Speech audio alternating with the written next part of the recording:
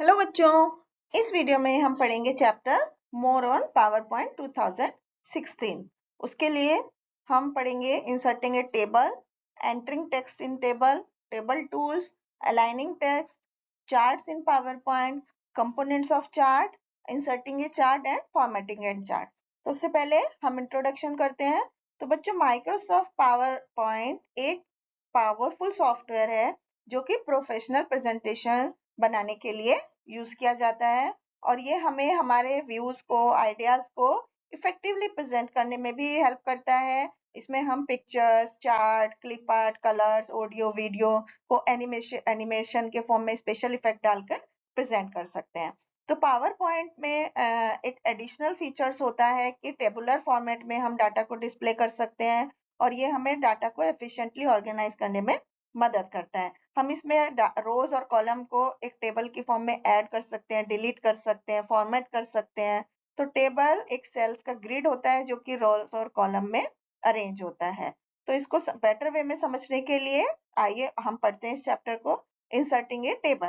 तो बच्चों, कुछ स्टेप्स को फॉलो करके हम इसमें एक टेबल इंसर्ट करते हैं।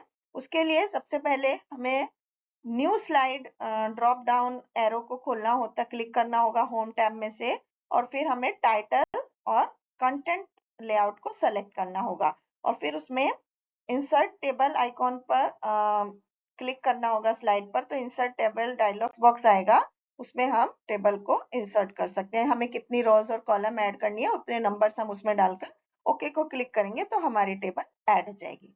अब हम entering text in A table, अगर हम किसी टेबल में टेक्स्ट एंट्री करना चाहते हैं तो उसके लिए हमें क्या स्टेप्स फॉलो करने पड़ेंगे।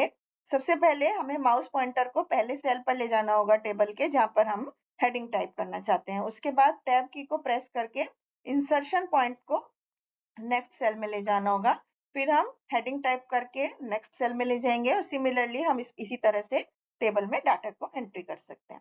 इसके बाद टेबल टूल्स होते हैं। टेबल टूल्स बच्चों, जब हमें when you insert table in power point 2016, एक new tab table tools appear.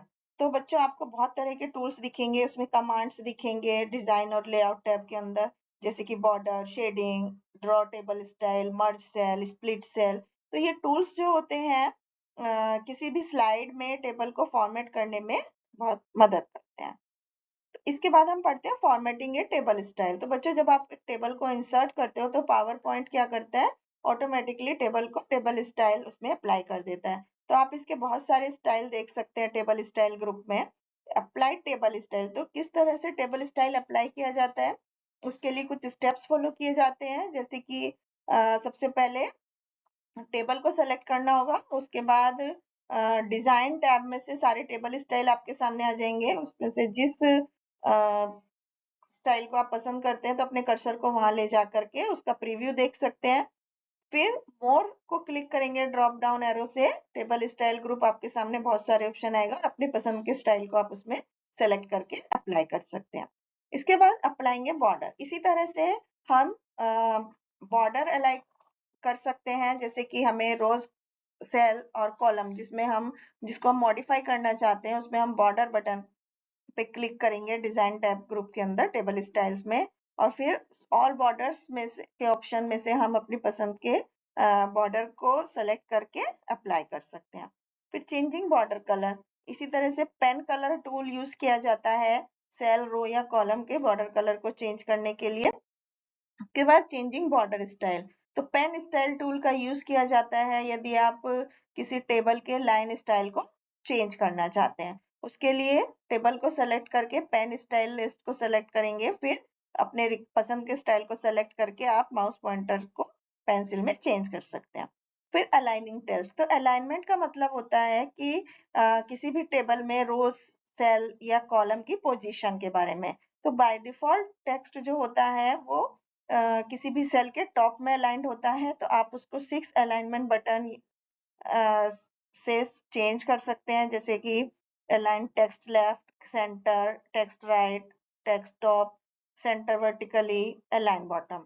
उसके बाद कंपोनेंट ऑफ ए चार्ट, तो बच्चों चार्ट में चार्ट एरिया होता है, कैटेगरी एक्सिस होता है जिसे एक्स एक्सिस बोलते हैं, हॉरिजॉन्टल एक्सिस बोलते हैं, वैल्यू एक्सिस होता है जिसे हम वाई एक्सिस बोलते हैं, जो वर्टिकल एक्स है जिसमें हम वैल्यूज प्लॉट करते हैं। इसके बाद डाटा सीरीज होती है। डाटा सीरीज वो बार्स हैं या स्लाइस हैं जो कि डाटा वैल्यूज को दिखाते हैं। इसके बाद कैटेगरी नेम होते हैं। कैटेगरी नेम्स वो लेबल्स होते हैं जो एक्स और वाई एक्सिस पर डिस्प्ले किए जाते हैं।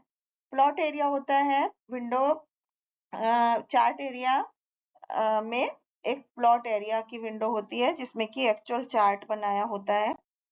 इसके बाद लीजेंड होते हैं जिसमें कि कलर पैटर्न या सिंबल्स डिस्क्राइब होते हैं।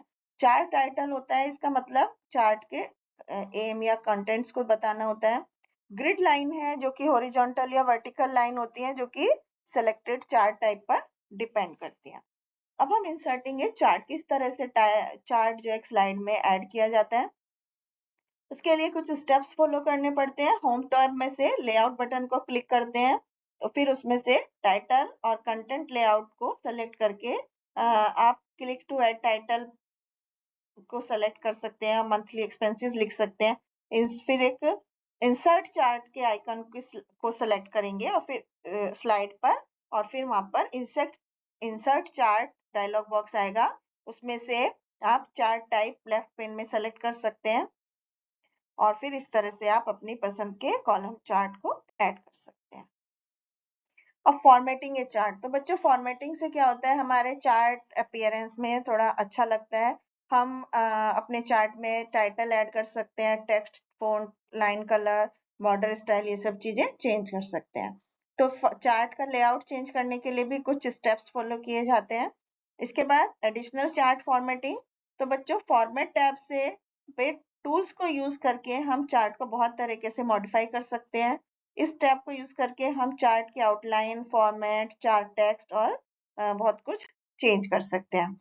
अब changing shape, style and colour, तो क्विक स्टाइल्स फॉर लाइंस में आता है line style, gradients, various effects and shadow.